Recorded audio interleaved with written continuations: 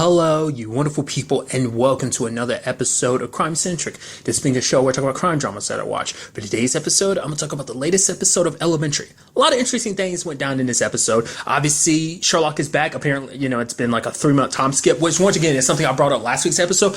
I wasn't 100% sure whether he'd actually go through it. It seems like he actually did. I mean, to be fair, I'm going to take him at face value, but there's still a part of me that's like, how can we be 100% sure he was really relaxing and not doing anything?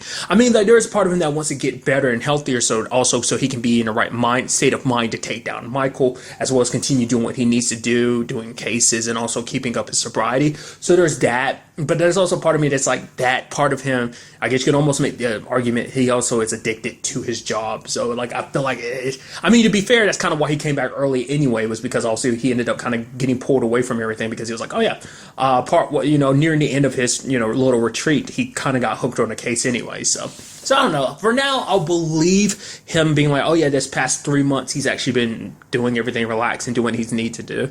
There's still a part of me in the back of my brain that kind of doubts that. Maybe it started that way, but maybe it doesn't always. Maybe it didn't stay. I don't know. We'll see later on whether anything turns about. Kasusa say he didn't slip back into old habits like drugs and stuff like that. To be fair, that was for Michael, but still, you never know. Desperate enough, he might slip back into that just for an easy, quick fix or whatever. I don't know. Like I said, but majority of my brain's kind of like, yeah, he put in the time. Nevertheless, this week's episode deals with a victim named Lauren.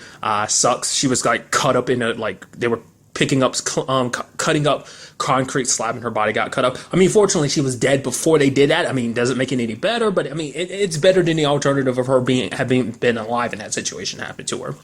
So it turns out she works for this company, and she was building this thing called Murma. Basically, the way they describe it, I thought was kind of interesting way to put it. It's basically it's a Roomba for the sea. It's supposed to clean water and stuff like that. But apparently, she was kind of going about things shady, because the company she was working for, well, for one, her means of getting it was kind of shady. She basically got all these different pieces from other engineers all across the place. So she kind of took their ideas, the best bits, and kind of put them all together in this. It's kind of like, I'm the genius because I took all these individual things. Yeah, I stole them from other people, but I put them in this original packaging, and that being the Murmur. But she could never build it for the company she was working for, but now we kind of find out why. It's because she found out that the company was going to make it so that those designs could be made by anyone, because I guess it's just more so like, the good it can do if all these different companies have it, so we can get it out there more. But it would mean that company wouldn't make any money, meaning Lauren wouldn't make any money, which is kind of like, that's super selfish of you. But hey, business and stuff like that, sure, whatever. So she was working with Troy, which I love that Troy tried to run away in a towel.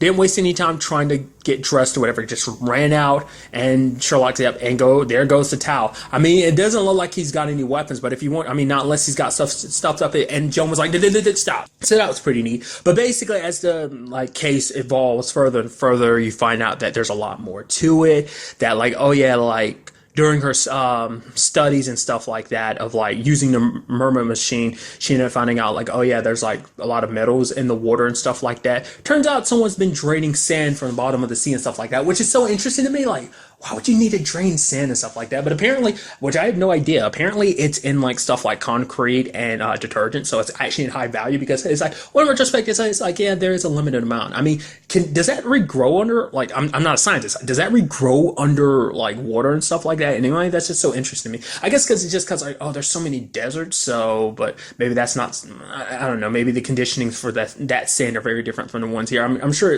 even then it's just kind of another source of sand that's under the water. So it turns out that that's what this is all about, and that constantly draining water is kind of messed up. Everything is basically made it so there's more water flowing in and it's moving around faster, so a nearby bridge could basically break down. So it's maybe this is connected to a group known as the Sand Mafia, which is a thing, which is interesting, because basically they do this in other places so they can drain out the sand and basically sell it, make a profit off of it and everything. The leader of it, at least the dude that focuses on this episode, has a thing for drills, which is okay. Apparently that's kind of his signature thing, which is kind of which is very mafia-like, because everyone's got their when it comes on mafia stuff, movies and stuff like that, everyone's kind of got their signature thing. His is drills and stuff like that. So But it turns out they were kind of going about things legit this way, even though in the past they've kind of not done it. And it's kind of actually super messed up because even Sherlock's like, wait, so you care more about American lives than Indian lives? It's like, well, yeah, because I care more about the all-American dollar just because of, money exchange rates and stuff like that. Like, I guess like money's worth more here. But it's kind of like super fucked up. It's just kind of like, shouldn't you kind of keep that same opinion about everyone? Because he's done it in the past and like bridges have collapsed and stuff like that, but he doesn't care. But it's like, oh, in America, yeah, I went about things kind of the more legal route because there's also a bigger chance for him to get sued and stuff like that. So it's just kind of like he wasn't trying to get caught up in all the legal actions and stuff like that. It'd be a big nuisance. So he tried to go about things a legal way. Ended up getting framed for a murder in this episode, just because it turned, and it's so interesting, the one behind this is the dude that gave Joan the lead in the first place, the dude who does the reports and stuff like, oh yeah, someone held a gun to my head and forced me to do it. It's like, nope, he's the one that's been behind it this entire time because he found out like, oh yeah, this company, that Valley company is actually a front from the Sand Mafia, and he figured like, oh man, like he could take advantage of this situation. He kind of frames them with the whole situation because it's like, well, what would be the purpose of doing that? It's going to collapse a bridge because basically he gets a kickback off of like certain like concrete and like construction stuff. So breaking that bridge down eventually would have broken down, and he could have signed over some stuff for some people. Basically, he would have got a kickback for them building the bridge or something like that. So that was his motive behind everything. So he killed 2 people for that. Ultimate human condition, greed being the main motive behind everything. So that was kind of like the main focus of the episode, like the case. Obviously, another aspect of it, and it's something I talked about a little earlier, but the fact is Sherlock is back and everything, and it's kind of neat because everyone's kind of like, oh man, you look good, you're a lot better. He talked about the fact is he hasn't had a headache in like a month. His sleep cycle is back to being normal, and once again, his like my normal, which is abnormal, but still. So it seems like he's feeling good again. Even his doctor's like, oh, okay, you're good. Obviously, stay away from certain sex stuff that you do, which is like, yeah, you haven't seen it come up in a while. So, I mean, I'm sure it still happens. I just don't think they focus on it, like even little bits about it. Because, that used to be something you see a lot, like him just like random women leaving his place. I can't remember. That hasn't happened this season so far, has it? No. I just don't think so. No, it hasn't. Maybe there was something last season. I mean, I guess maybe just because of just everything going on right now, like he hasn't really like needed to satisfy that because he's been so concerned about fixing himself. Has he had so? I'm trying to actually legitimately think. So far this season, he hasn't been.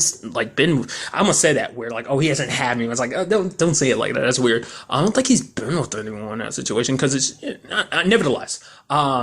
But like I said, it's nice to see him back and kind of being in much better condition. Even like Marcus is saying that, and then he's like, yeah, it's kind of sucks, kind of having been away for a while. But Sherlock's like, I've heard that you guys did an adequate job. It's like, okay, yeah, I mean, like, let's not forget we were doing our jobs long before you stepped in. But okay, you can do that and say that. But another interesting aspect of this episode was the whole Joan adopting situation. She kind of took steps forward while Sherlock was away, and I was like, right, because Sherlock was shocked, but it's like, oh yeah, he is shocked because it's, I mean, obviously, like, he doesn't have a problem with that. I mean, because he found out about the whole Kitty situation. I mean, like, that was like Kitty's biggest concern was like him finding out, like, oh, he'd be upset or something. It's like, no, he was happy for her. It's just the fact that she kept it from him. And it's just like the Jones situation is like, right, because this all started because of Jones' therapist, who, like the case they got involved in with Jones' therapist who was murdered.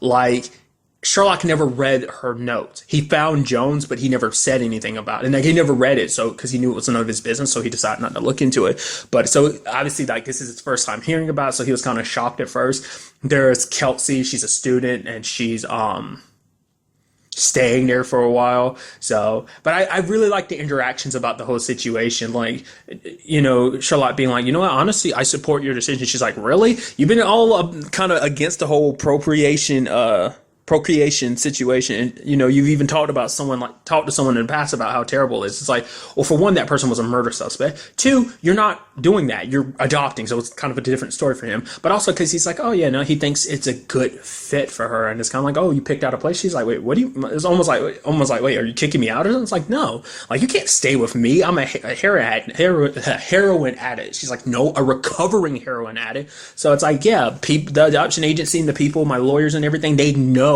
what my situation is, and like, if I can't make the adoption work because they can't like compromise with my whole like kind of some consensus with my current like situation, then like it's just not meant to be. But for Sherlock, it's like She's like, yeah, I'd be the main parent and everything, but obviously you can stay around. You obviously could help out and everything. And Sherlock's like, yeah, he'd actually make changes if it was for Watson. He always. And it's like, I was like, that's so sweet. Because even like during the whole Michael thing, she's been investigating Michael while Sherlock was away. And she's like, other people have been looking into it too. He's like, no one that mattered. You were the only one that looking into this that mattered. Because that's the only reason why he was able to leave, because he knew Joan would be putting in as much effort. Because she's like the one person he trusts more than anything and anybody. I thought that's so sweet.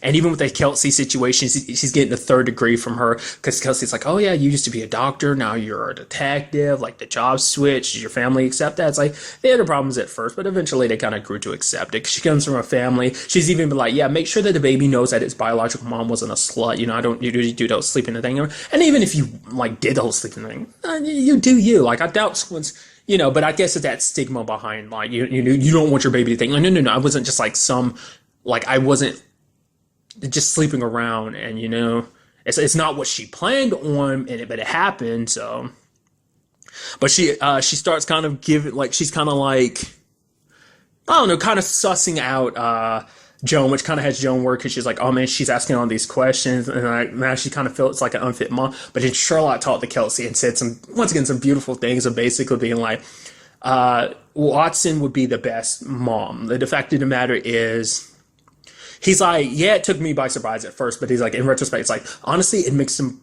perfect sense. If you know who Joan is, like, she'd be a great mother.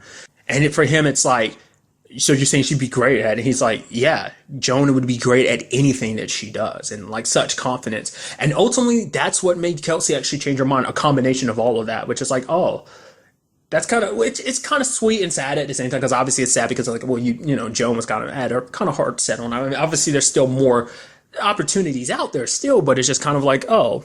But for Kelsey, it's like, because she was actually inspired, because the fact is, for her, it's like, and I like her breakdown of it, because like she had her idea of like, oh, this is what my life's supposed to be, but that kind of went all course when she got pregnant. She thought, if I gave the baby away, hey, I can put my life back on course and stuff like that. But for her, it's like, no, she looks at Joan switched up so much of her life. Obviously, all she's been through, she went from being a doctor, a sober companion, to now a detective, and like, her life's kind of been all over the place, like her current living situation. Like, even, I love that even Kelsey was kind of like, you and Sherlock haven't had sex? It's like, nope. It's like, oh, you two are, I mean, both of you are hot. I think you make a good baby yourselves. It's like, trust me, you're not the only one that's talked about us potentially sleeping together. I mean, hell, I've brought it up many times, because I always felt like that was going to be the direction it took. Because I even love that when Sherlock first got there, and she's like, oh, I got a guess. He's like, oh, so you've taken on a lover. Good. I'm glad to hear that, Joan. I love to meet him or her or them. It's like, she's not you, Sherlock. Well, I mean, his hookups are never, I don't think there's ever any emotion behind it. It's usually just a physical thing. So I guess in that retrospect, it wouldn't be just kind of like him comparing her situation to his when it comes to those things. It's kind of like, no, it's just kind of, because she hasn't been in a relationship in a long time. The last relationship she was in was Home Dude. Wasn't that back in season 3 when her boyfriend got murdered because the lady was trying to actually kill her? Which that lady later on got killed by Moriarty, which is interesting. At the very least, Moriarty put the hit out on her. Wasn't it Adam? I think that was his name. I think that's the last dude she's dated. I guess with her current life and everything, she's never really. I kind of talked. I think I might have brought this up before. I kind of sort of brought that up this season, especially when she talked about the whole thing about potentially wanting a baby. Could be the whole, like, Sherlock being the baby daddy, essentially, just because it's like, oh, they are already partners anyway. They're already together in that sense. I mean, it'd probably be weird, but I'm sure, like, Sherlock would probably be like, oh, yeah, we can do it if you want to. But I'm sure, like, it seems like Joan doesn't really want to go down that route. She's fine with just adopting. But I mean, if the time came, I wonder, would she be more inclined to be like, no, let's have a baby. Let's try this out. But I don't know. I feel like that probably won't be the direction it ends up taking, but I mean, ultimately you'll have to wait and see on that. But getting back to what I was talking about, was the fact is that Kelsey was like, yeah, the way Sherlock praised her that she could do anything, she'd want her baby to, think and say the same thing about her, that even with everything being what it is, that she could have every aspect of her life. Because Joan kind of lives the life she wants to. She doesn't really regret it. Like, she made these changes and she's happy with where she is. She got everything, So, but it is sad that in the end, the thing she wants, she wasn't able to get. But, even Sherlock at the end is like, yeah, Kelsey was right. You are inspirational. So it's going to be interesting going forward. Like, obviously, she has 100% Sherlock support. It seems like she hasn't told anyone else, because Sherlock was like, "Oh, we have a guest," and then Marcus was like, "Wait, if you guys actually have a guest?" So it's kind of interesting, yeah, because that doesn't really happen much. But then again, I guess because Sherlock never said anything either, because for one, it's not his business to tell. So I guess that's why it's like, if Joan wants other people to know, she'll tell them when she tells them. So it was because he immediately changed the subject when that conversation kind of shifted to that. So obviously, Gregson and probably Belle don't know about that. So it's just kind of interesting to me. I'm very interested to see kind of where that goes going forward, like that plot about her being a mom and everything. Like, what I mean, because obviously her current living situation probably would make people have reservations about it, like even with Sherlock's situation being recovering and everything. But the fact is, and that's a thing that probably proved it even more so for Kelsey, because it's like he would leave if it meant like Joan would have a better chance of getting the baby, because he wouldn't want to be the reason why she was kept from being a mom. You know, which is kind of like this like selfless, sweet thing. And once again, for him, it's like, I do anything for Joan. And I'm like, Sherlock. Because even when he got there, like, he accepted the hug and everything. Like, he's not much of a hugger. Obviously, he didn't hug her back, but it's just kind of like, he stood there, he's like, Joan. No, Watson. I forgot. He knew.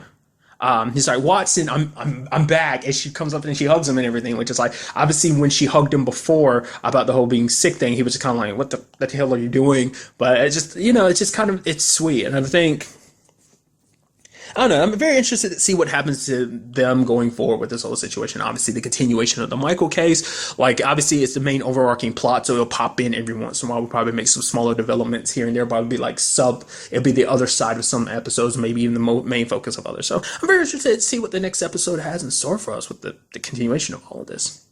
But really, that's all I want to talk about in this episode. So the next time we meet, be happy, be safe, live life to the fullest, and enjoy it. Good day, and goodbye.